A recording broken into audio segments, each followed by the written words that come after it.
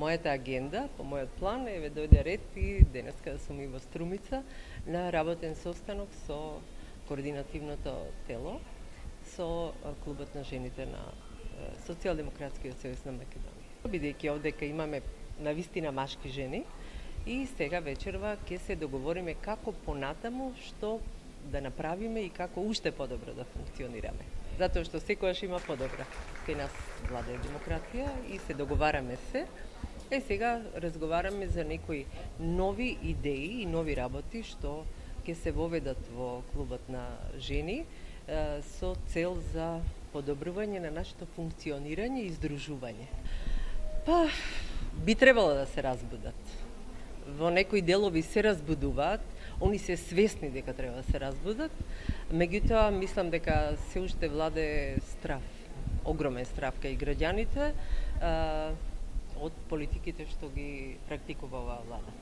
И мислам дека е потребно будење, треба да се охрабрат, еве како ние што сме овдека, дека не сакаме некој да не ги мачка очите, да сме реални, а не да живееме само со маркетиншки кампањи и пропаганда.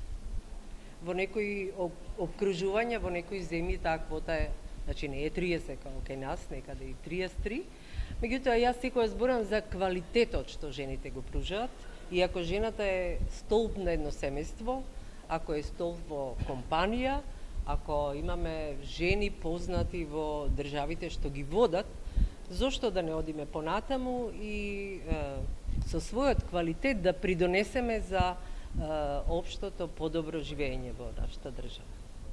Сакам да ви кажам дека денешниот состанок е замислен како работна средба. Работна средба во поширок состав.